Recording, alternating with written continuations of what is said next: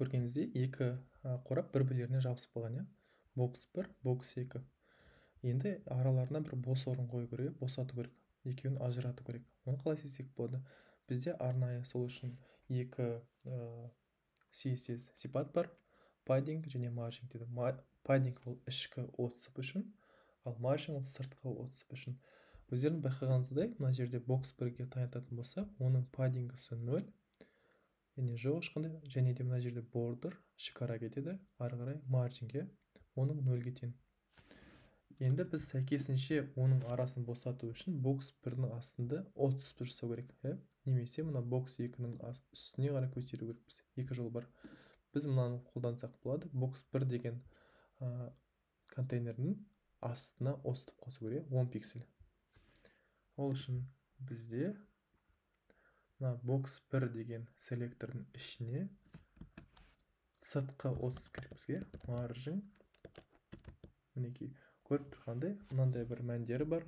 Жоғарғы жағынан отсып, сыртқы отсып. Мысалы, жоғарғы жағынан, сыртқы отсып астынан, сыртқы отсып сол жағынан, сыртқы отсып оң жағынан дегенде, бізге сыртқы отсып астынан керек. Осы элементтен бастаған кезде.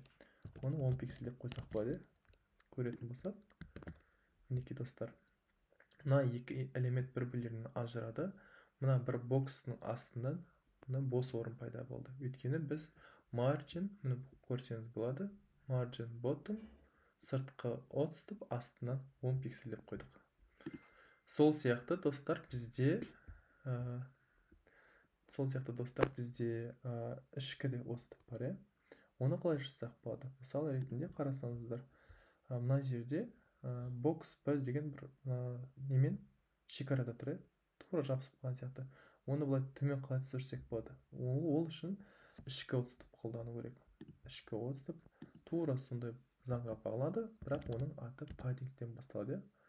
Padding деп терсеңіз, көрсеңіздер, ішкі отстып сол жағынан, ішкі отстып жоғарғы жағынан, ішкі отстып оң жағынан, ішкі отстып астыңғы жағынан. Біз бүйтсек болады. Мынандай нәрсені қолдансақ, ол ішкі отстып жан-жағына беріп тастайды. Үстінен, астынан, оң жағынан, сол жағынан 10 пиксель деп қойсалады. Сол сияқты біз мұнан екінші қорапқа да қолдансақ болады, достар. Көріп тұрғандай, бізде элементте мінекей ішкі отстып пайда болды. Мынау бокс 1 деген нәрсе, мынау неге жабысып қалмады, сыртына, шекараға жабысып қалған жоқ. Арасында бір бос орын пайда болды. Өйткені біз қарап тұрғандай, padding деп жазды. Барлығына 10 пиксельден бер деген сөз.